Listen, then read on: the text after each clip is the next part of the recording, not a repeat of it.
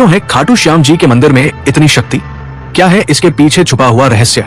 आज मैं आपको एक ऐसी कहानी सुनाने जा रहा हूं जो सिर्फ कहानी नहीं है, ये एक दिव्य सत्य है। ये एक ऐसे भगवान की कहानी है जो कलयुग में हारे हुओं का सहारा बना, जिसका नाम सुनते ही रोंगटे खड़े हो जाते हैं, जिसके दर्शन मात्र से जीवन बदल जाता है। राजस्थान की धरती पर सीकर जिले में खाटू नामक एक छोटे से गांव में एक ऐसा मंदिर है जहां रोज लाखों लोग अपनी मुराद लेकर आते हैं। कोई रोता हुआ आता है, कोई हारा हुआ आता है, कोई टूटा हुआ आता है, लेकिन जो भी सच्चे दिल से आता है वो खाली हाथ नहीं जाता। लेकिन क्यों है इस मंदिर में इतनी शक्ति? क्या है वो रहस्य जो इस स्थान को दुनिया के सबसे चमत्कारिक धामों में से एक बनाता है? आइए मैं आपको वो कहानी सुनाता हूँ जो समय के पन्नों में दबी हुई है, वो कहानी जो आपकी आत्मा को छू जाएगी। नमस्कार प्यारे दर्शकों, वर्धक और प्रेरणादायक है। कथा शुरू करने से पहले आपसे एक विनम्र निवेदन है। शास्त्रों में कहा गया है कि अधूरी छोड़ी गई कथा दुख और पाप का कारण बनती है, इसलिए इसे अंत तक अवश्य सुनें। और अगर आप अपनी माँ से सच्चा प्रेम करते हैं तो इस वीडियो को लाइक करें, हमारे चैनल को सब्सक्राइब करें और कमेंट में माँ लिखकर अपना समर्थन दें। तो आइए बिना किसी विलंब के आरंभ करते हैं आज की प्रेरणादायक कथा। युगों पूर्व जब धर्म और अधर्म के बीच युद्ध की तैयारी हो रही थी, उस समय पांडुपुत्र भीम के पुत्र घटोत्कच के घर में एक अद्भुत बालक ने जन्म लिया। उसकी माता का नाम था मोरवी, जो अहिलावती के नाम से भी प्रसिद्ध थी। जन्म के समय ही आकाश में दिव्य प्रकाश फैला था, देवताओं के मृदंग बजे थे। ये बालक था बर्बरीक, एक ऐसा योद्धा जिसकी वीरता और शक्ति की गाथा आज भी कही जाती है। बर्बरीक के जन्म के साथ ही प्रकृति में अनेक चमत्कार हुए थे। वृक्ष फल फूलों से लद गए, नदियां मधुर संगीत बजाने लगी और पशु पक्षी आनंद में नृत्य करने लगे। ये सब इस बात का प्रमाण था कि कोई दिव्य आत्मा धरती पर अवतरित हुई है। बचपन से ही बर्बरीक में अद्भुत शक्तियां थी। जब वो मात्र 5 वर्ष का था तब उसने एक हाथी को केवल अपनी मुट्ठी के बल पर रोक दिया था। 10 वर्ष की आयु में उसने एक दिन में 100 राक्षसों का वध कर दिया था। माँ मोरवी ने अपने पुत्र को सिखाया था, हे पुत्र, जीवन में हमेशा याद रखना कि सबसे बड़ा धर्म है हारे हुए की सहायता करना। जो निर्बल है, जो असहाय है, जो संकट में है, उसके साथ खड़े होना ही सच्चा धर्म है। माँ के इन शब्दों को बर्बरीक ने अपने हृदय की गहराई में बसा लिया था। वो जानता था कि उसकी शक्ति का उपयोग कमजोरों की रक्षा के लिए करना है। जब बर्बरीक 16 वर्ष का हुआ तब उसने घोर तपस्या की। हिमालय की ऊंची चोटियों पर जहां सिवाय बर्फ के कुछ नहीं था, वहां उसने भगवान शिव की आराधना की। महीनों तक केवल हवा पीकर बिना भोजन के वो तपस्या में लीन रहा। भगवान शिव प्रसन्न हुए और उन्होंने बर्बरीक को 3 अद्भुत बाण प्रदान किए। ये बाण साधारण नहीं थे, ये दिव्य थे, चमत्कारी थे। पहला बाण ये शत्रु के सभी कमजोर स्थानों को चिन्हित करता था। जहां भी ये निशाना लगाता वहां लाल रंग का चिन्ह बन जाता था। दूसरा बाण ये मित्रों और रक्षणीय व्यक्तियों को पहचान कर उन्हें चिन्हित करता था, उन पर नीले रंग का निशान बनता था। तीसरा बाण ये सबसे शक्तिशाली था। ये लाल निशान वाले सभी स्थानों को एक साथ भेद कर शत्रुओं का संहार करता था और नीले निशान वाले सभी को सुरक्षित कर देता था। माता मोरवी ने, जो स्वयं एक नागकन्या थी, अपने पुत्र को एक दिव्य धनुष प्रदान किया। यह धनुष इतना शक्तिशाली था कि इसकी टंकार से ही शत्रु भयभीत हो जाते थे। इस धनुष का नाम था महाकाल दंड। इस धनुष की विशेषता यह थी कि यह कभी नहीं चूकता था। जो भी लक्ष्य बर्बरीक मन में सोचता वो तुरंत उस तक पहुंच जाता था। चाहे शत्रु कहीं भी छुप जाए, चाहे वो किसी भी माया का सहारा ले, ये बाण उसे ढूंढकर मार गिराता था। जब महाभारत के युद्ध की घोषणा हुई तब बर्बरीक के हृदय में भी युद्ध में भाग लेने की इच्छा जगी। उसने सोचा, ये तो धर्म और अधर्म का युद्ध है, मुझे इसमें अवश्य भाग लेना चाहिए। लेकिन प्रश्न था किस पक्ष में? बर्बरीक के मन में कोई शंका नहीं थी। उसकी माँ ने जो संस्कार दिए थे उसके अनुसार उसे हमेशा हारने वाले का साथ देना था। वो अपने नीले घोड़े पर सवार होकर कुरुक्षेत्र की ओर चल पड़ा। रास्ते में जो भी उसे मिलता वो पूछता, कुरुक्षेत्र में कौन जीत रहा है? सभी का एक ही उत्तर था, पांडव निर्बल है, कौरव शक्तिशाली है। ये सुनकर बर्बरीक का निर्णय और भी पक्का हो गया, वो पांडवों का साथ देगा। कुरुक्षेत्र के पास पहुंचकर बर्बरीक ने एक वट वृक्ष के नीचे विश्राम किया।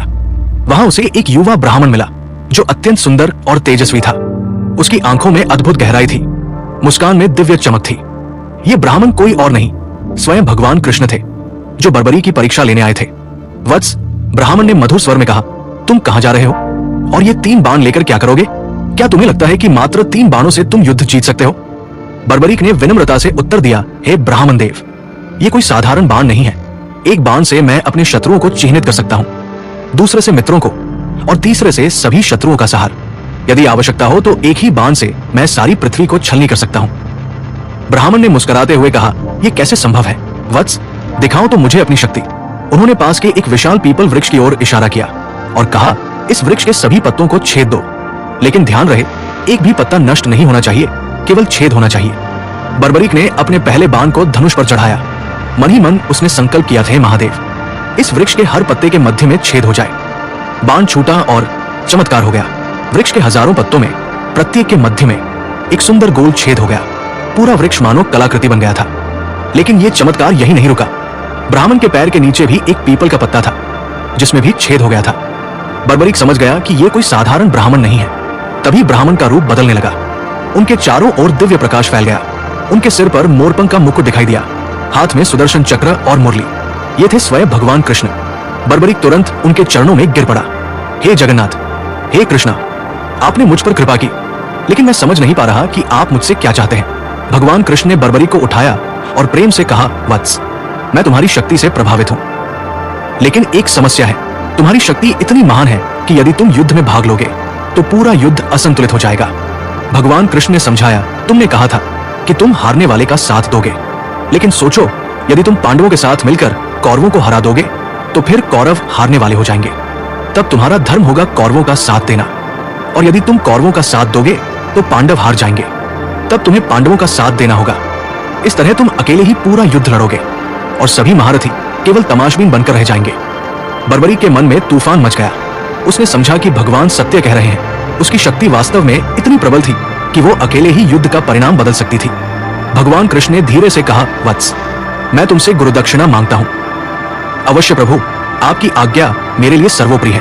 मांगिए, क्या चाहिए आपको? मुझे तुम्हारा शीश चाहिए। यह सुनकर बर्बरीक के चेहरे पर एक पल के लिए उदासी छा गई। उसके मन में हजारों विचार आए। युद्ध देखने की इच्छा, वीरगति पाने की चाह, यश कमाने की लालसा, सब कुछ एक पल में बिखर गया। लेकिन अगले ही क्षण उसके चेहरे पर शांति आ गई। गुरु का आदेश उसके लिए सब कुछ था। प्रभु, बर्बरीक ने दृढ़ स्वर में कहा, आपकी इच्छा मेरे लिए आदेश है। मैं अपना शीश अवश्य दूंगा, लेकिन मेरी एक प्रार्थना है। कहो वत्स, क्या चाहते हो? मैं युद्ध देखना चाहता हूं। मेरा शीश काटने के बाद भी यदि वो युद्ध देख सके तो मैं अपने जीवन को सार्थक समझूंगा। भगवान कृष्ण ने प्रसन्नता से कहा, तथास्तु। तुम्हारा शीश न केवल युद्ध देखेगा बल्कि युद्ध की संपूर्ण गाथा को समझेगा भी। और सुनो, एक और वरदान देता हूं। कलयुग में तुम मेरे नाम से पूजे जाओगे। लोग तुम्हें श्याम कहकर पुकारेंगे। बर्बरीक ने अपनी तलवार निकाली। भगवान कृष्ण के सामने झुकते हुए उसने कहा, हे कृष्णा, ये शीश आपको समर्पित है, इसे स्वीकार कीजिए। एक ही वार में बर्बरीक ने अपना शीश काट दिया। आकाश से पुष्प बरसने लगे, देवताओं के मृदंग बजे और एक दिव्य प्रकाश चारों ओर फैल गया। कटा हुआ शीश भूमि पर गिरा, लेकिन उसकी आंखें खुली रही, चेहरे पर तेज बना रहा। भगवान कृष्ण ने उस शीश को उठाकर कुरुक्षेत्र के युद्ध क्षेत्र के पास एक ऊंचे स्थान पर रखा, जहां से संपूर्ण युद्ध दिखाई देता था। 18 दिन तक चले महाभारत के युद्ध में बर्बरीक का शीश सब कुछ देखता रहा। उसने देखा कि कैसे महान योद्धा एक एक करके वीरगति को प्राप्त होते गए। उसने देखा भीष्म का शरशया, अर्जुन की वीरता, कर्ण का दान, द्रोणाचार्य का त्याग। लेकिन सबसे बढ़कर उसने देखा भगवान कृष्ण की लीला, कैसे वे धर्म की स्थापना के लिए हर पल युद्ध को संचालित कर रहे थे। युद्ध समाप्त होने पर जब पांडवों में विवाद हुआ कि सबसे बड़ा योद्धा कौन था, तब भगवान कृष्ण ने बर्बरीक के शीश से पूछा, तुमने पूरा युद्ध देखा है, बताओ सबसे महान योद्धा कौन था? बर्बरीक के शीश ने उत्तर दिया, प्रभु, मैंने देखा कि युद्ध में केवल आपका सुदर्शन चक्र और द्रौपदी के बाल दिखाई दे रहे थे। चक्र शत्रुओं का संहार कर रहा था और द्रौपदी के बाल धर्म की रक्षा कर रहे थे। बाकी सभी योद्धा तो केवल निमित्त मात्र थे। ये सुनकर सबको समझ आया कि युद्ध का वास्तविक संचालक भगवान कृष्ण थे। युद्ध समाप्त होने के बाद बर्बरीक का शीश रहस्यमय रूप से गायब हो गया। कहा जाता है कि वो आकाश मार्ग से उड़ता हुआ राजस्थान की दिशा में चला गया। सैकड़ों वर्ष बीत गए। कलयुग का प्रभाव बढ़ने लगा, धर्म की हानि होने लगी, अन्याय बढ़ने लगा, लोग दुखी होने लगे। तब भगवान कृष्ण के वरदान के अनुसार बर्बरीक का समय आया कलयुग में अवतरित होने का। राजस्थान के रिंगस नामक स्थान पर एक धर्मात्मा ब्राह्मण रहता था। उसका नाम था ज्योतिष शास्त्री पंडित सोमदत्त। वो नित्य पूजा पाठ करता था, गरीबों की सेवा करता था। एक रात उसे स्वप्न आया। स्वप्न में एक दिव्य पुरुष दिखाई दिया जिसकी आभा अद्भुत थी। उसने कहा, मैं बर्बरीक हूं, महाभारत का योद्धा। कलयुग में मैं श्याम के नाम से पूजा जाऊंगा। तुम कल प्रातःकाल नगर के बाहर पीपल वृक्ष के नीचे खुदाई करो, वहां तुम्हें एक दिव्य शीश मिलेगा। अगले दिन पंडित सोमदत्त ने अपने मित्रों के साथ उस स्थान पर खुदाई शुरू की। थोड़ी खुदाई के बाद ही मिट्टी से एक अद्भुत तेज निकलने लगा। जैसे जैसे खुदाई आगे बढ़ती गई, तेज और भी प्रखर होता गया। अंत में एक अद्भुत शीश मिला। ये शीश जीवंत लगता था। इसकी आंखें बंद थी, लेकिन चेहरे पर दिव्य शांति थी। शीश के चारों ओर प्रकाश फैला हुआ था। जैसे ही शीश को बाहर निकाला गया, आकाश में इंद्रधनुष दिखाई दिया, फूलों की वर्षा हुई और मधुर संगीत की आवाज आई। पंडित सोमदत्त ने शीश को एक पवित्र स्थान पर रखा। उसी रात उन्हें फिर स्वप्न आया। इस बार स्वप्न में भगवान कृष्ण दिखाई दिए। वत्स, भगवान कृष्ण ने कहा, इस शीश को यहाँ से खाटू नाम के स्थान पर ले जाना है। वहां एक कुंड है जो मेरी दिव्य शक्ति से बना है। उसका नाम श्याम कुंड है। वही बर्बरी का स्थायी निवास होगा। लेकिन प्रभु, खाटू कहाँ है? पंडित ने पूछा। तुम केवल शीश को लेकर चलते जाओ। जहां शीश रुकना चाहेगा, समझ जाना कि वही स्थान है। पंडित सोमदत्त ने शीश को एक दिव्य पट्टी पर रखा और यात्रा शुरू की। रास्ते में जो भी व्यक्ति शीश के दर्शन करता, उसके सारे कष्ट दूर हो जाते थे। बीमार व्यक्ति ठीक हो जाते, दुखी लोगों को शांति मिलती। कई दिन की यात्रा के बाद जब वे एक सुंदर स्थान पर पहुंचे तो शीश अचानक भारी हो गया। कितनी भी कोशिश करने पर वो आगे नहीं बढ़ सका। समझ में आ गया कि यही वो स्थान है। वहां एक प्राकृतिक कुंड था जिसका पानी अत्यंत शुद्ध और निर्मल था। स्थानीय लोग इसे श्याम कुंड कहते थे। उस समय खाटू गांव का राजा था, राजा रूप सिंह चौहान। जब उन्हें इस चमत्कारी शीश के बारे में पता चला तो वे तुरंत दर्शन के लिए आए। शीश के दर्शन करते ही राजा के मन में अपार श्रद्धा जग गई। उन्होंने तुरंत वहां एक भव्य मंदिर बनवाने का निर्णय लिया। मंदिर का निर्माण अद्भुत तरीके से हुआ। दिन में जितना काम होता, रात में उससे दोगुना काम अपने आप हो जाता। मजदूर कहते कि रात में दिव्य शक्तियां काम करती दिखाई देती थी। जब मंदिर तैयार हो गया और शीश को वहां स्थापित किया गया तो पहली बार आरती का आयोजन हुआ। राजा रूप सिंह चौहान ने स्वयं आरती उतारी। आरती के दौरान एक अद्भुत चमत्कार हुआ। शीश की आंखें खुल गई और उन आंखों में इतना तेज था कि सभी लोग चकित रह गए। ऐसा लगता था जैसे कोई जीवंत व्यक्ति सामने बैठा हो। उसी दिन से ये परंपरा शुरू हुई कि श्याम बाबा नित्य अपने भक्तों के दर्शन देते हैं। उनकी आंखों में वही दया भाव है जो महाभारत के समय था। वही करुणा है जो हारे हुओं के लिए थी। श्याम कुंड में एक विशेष रहस्य है। इसका पानी कभी कम नहीं होता, कभी ज्यादा नहीं होता। हजारों लोग रोज इसमें स्नान करते हैं, लेकिन पानी का स्तर वही रहता है। वैज्ञानिकों ने इसकी जांच की, लेकिन कोई भूमिगत जल स्रोत नहीं मिला। यह रहस्य आज भी बना हुआ है। कहा जाता है कि यह कुंड सीधे क्षीर सागर से जुड़ा है, जहां भगवान विष्णु विराजते हैं। इसीलिए इसका पानी कभी समाप्त नहीं होता। श्याम बाबा की मूर्ति के ठीक नीचे एक गुप्त कक्ष है। कहा जाता है कि वहां बर्बरी के तीनों दिव्य बाण रखे हुए हैं। ये कक्ष तब तक नहीं खुलेगा जब तक कलयुग में धर्म का सर्वनाश नहीं हो जाता। जब कलयुग के अंत में पाप अपने चरम पर पहुंचेगा, तब ये कक्ष खुलेगा और श्याम बाबा अपने दिव्य बाणों के साथ धर्म की स्थापना करेंगे। भविष्य पुराण में लिखा है कि कलयुग के अंत में एक नील घोड़े पर सवार होकर एक योद्धा आएगा जो धर्म की स्थापना करेगा। श्याम बाबा के भक्त मानते हैं कि ये योद्धा श्याम बाबा ही होंगे। मंदिर के पुराने शिलालेखों में एक नील घोड़े का चित्र है जिस पर एक योद्धा सवार है। ये चित्र रहस्यमय है और इसका अर्थ आज तक कोई नहीं समझ सका। श्याम बाबा के 11 नाम हैं और ये संख्या भी रहस्यमय है। इन 11 नामों में छुपी हुई है कलयुग की संपूर्ण गाथा। प्रत्येक नाम एक युग की समस्या का समाधान है। जब कोई भक्त पूरी श्रद्धा के साथ इन 11 नामों का जाप करता है तो उसकी सभी समस्याएं हल हो जाती हैं। लेकिन ये तभी संभव है जब भक्त का हृदय पूर्णतः शुद्ध हो। श्याम बाबा से जुड़ी कुछ संख्याएं विशेष है। मंदिर में 108 सीढ़ियां हैं। श्याम कुंड का व्यास 51 फीट है। मुख्य गुंबद की ऊंचाई 108 फीट है। ये संख्याएं केवल संयोग नहीं है। हिंदू धर्म में इन संख्याओं का विशेष महत्व है। 108 ब्रह्मांड की संपूर्णता का प्रतीक है और 51 शक्तिपीठों की संख्या है। ज्योतिषियों के अनुसार श्याम बाबा का मंदिर एक विशेष ज्योतिषीय स्थान पर बना है। यहाँ 5 ग्रहों की शक्तियाँ केंद्रित होती है। फाल्गुन मास की एकादशी के दिन यहाँ विशेष ऊर्जा होती है। इस दिन श्याम बाबा की शक्ति चरम पर होती है।